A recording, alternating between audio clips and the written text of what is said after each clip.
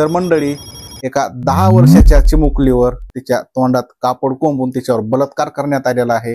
नंतर ह्या आरोपीनं तिथंच थांबला नाही तर तिचा गळा चिरून इमारतीच्या टेरेसवर जाऊन तिचा मृतदेह खाली फेकून देण्यात आलेला आहे। अशा प्रकारची घटना घडलेली आहे आणि ही घटना कुठं घडली, कशी घडली आणि केव्हा घडली याचाच आपण तपशील या व्हिडिओमध्ये जाणून घेणार आहोत। महाराष्ट्रातील ठाणे जिल्ह्यातील मुंब्रा परिसरामध्ये ठाकूरपाडा परिसरामध्ये मुंब्रा येथील एका इमारतीच्या पायऱ्यामध्ये 9 ते 10 वर्षाच्या मुलीचा मृतदेह अर्धनग्न अवस्थेमध्ये आढळल्याने खळबळ उडाली। येथील स्थानिकांचं म्हणणं आहे की ठाकूरपाडा येथील श्रद्धा प्राप्ती नावाच्या 10 मजली इमारतीच्या गचीवरून मुलीला खाली फेकण्यात आलेला आहे। सुरुवातीला ही मुलगी इमारतीवरून घसरून पडली आणि तिचा मृत्यू झाला असं सांगितलं जात होतं, पण जेव्हा सत्य बाहेर आलं तेव्हा सर्वांना धक्का बसला। या प्रकरणामध्ये पोलिसांनी एका 20 वर्षीय तरुणाला अटक केलेली आहे। तर बघा, ठाणे महानगरपालिकेच्या आपत्ती व्यवस्थापन कक्षाचे प्रमुख याशिन तडवी यांनी सांगितलं की मुंब्रा परिसरातील सम्राटनगर येथील श्रद्धा प्रति इमारतीत ही घटना घडलेली आहे। तर सोमवारी रात्री 12 वाजता सुमारास एका मुलीचा इमारतीवरून पडून मृत्यू झाल्याची घटना अशी माहिती सर्वांना मिळाली। नंतर मुंब्रा पोलीस ठाण्याचे वरिष्ठ अधिकारी जे अनिल शिंदे आहेत त्यांचं म्हणणं आहे की इमारतीत राहणाऱ्या लोकांनी आम्हाला सांगितलं की इमारतीतील मुलीच्या अंगावर कपडे नव्हते। प्राथमिक माहितीनुसार इमारतीच्या पहिल्या मजल्यावर राहणाऱ्या इरफानने सांगितलं की पाण्याचा पुरवठा होत नव्हता, मला काहीतरी पडण्याचा आवाज ऐकू आला आणि मला वाटलं कदाचित पाण्याचा पाईप तुटला असेल। जेव्हा मी खिडकी उघडली आणि तेव्हा पाहिलं तेव्हा 9 ते 10 वर्षाच्या एका मुलीचा मृतदेह अर्धनग्न अवस्थेत पडलेला दिसला। लगेच ताबडतोब त्यानं फोन करून पोलिसांना बोलवून घेतलं आणि नंतर पोलीस आणि अग्निशमन दलाचे पथक घटनास्थळी पोहोचले आणि परिसरामधील लोकांची गर्दीची घटनास्थळी जमू लागली। ही घटना कोणी घडवली हे काही कळलेच नाही। पोलिसांनी मृतदेह ताब्यात घेतला आणि तो पोस्टमॉर्टमसाठी पाठवला। मुंब्रा पोलिसांनी या प्रकरणात तपास सुरू केला। तर रोशनदान परिसर अरुंद असल्यानं बचाव कार्य आव्हानात्मक असल्याचे अधिकाऱ्यांनी सांगितले। अग्निशमक दलाच्या अधिकाऱ्याने मुलीला वाचवले आणि तिला कळवा येथील छत्रपती शिवाजी महाराज रुग्णालयामध्ये नेण्यात आलं। तिथं डॉक्टरने तिला मृत घोषित केलं। मुंब्रा पोलिसांनी अपघाती मृत्यूची नोंद करून घटनेचा तपास सुरू केला। तपासात असे दिसून आले की मुलगी मुंब्रा येथील ठाकूरपाडा जवळील मुंब्रा देवी अपार्टमेंट मध्ये रहिवासी होती। आजूबाजूच्या परिसरामध्ये सीसीटीव्ही फुटेज स्कॅन करण्यात आलं, लोकांची चौकशी करण्यात आली आणि रात्री 9च्या आसपास आरोपी तरुणाने मुलीला खेळण्याचं आमिष दाखवून त्या निवासी इमारतीच्या 6व्या मजल्यावरील त्याच्या घरी नेल्याचं उघड झालं।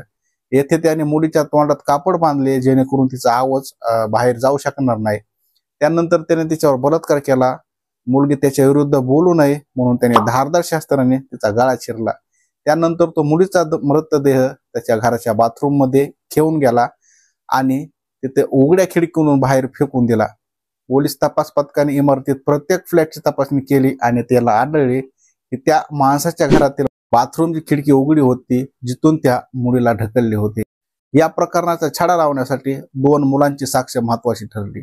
पीडित मुलीसोबत खेळणारी ती 2 मुले पोलिसांनी सांगितले की जेव्हा आम्ही संशयिताला बाल साक्षीदारांसमोर आणले तेव्हा त्यांनी लगेचच ओळखले की तोच व्यक्ती आहे ज्याने मुलीला सोबत नेले होते।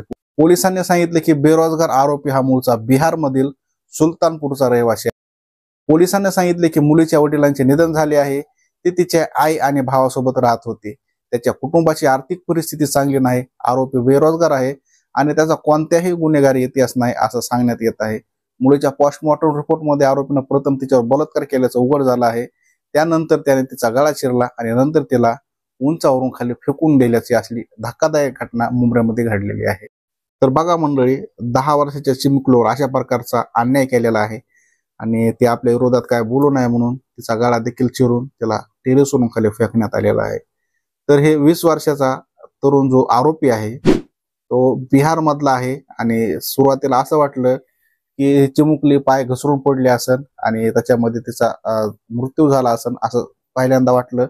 घटना घडल्यानंतर कुणाला काही समजलं नाही, परंतु जेव्हा पोलिसांनी याचा छडा लावला आणि ह्याला जेव्हा खाक्या दाखवला तेव्हा त्यानं गुन्हा कबूल केलेला आहे आणि याच्यामध्ये जे 2 लहान चिमुकले होते त्यांची साक्ष महत्वाची ठरली आणि त्यांच्यामुळेच आरोपी पकडला गेलेला आहे।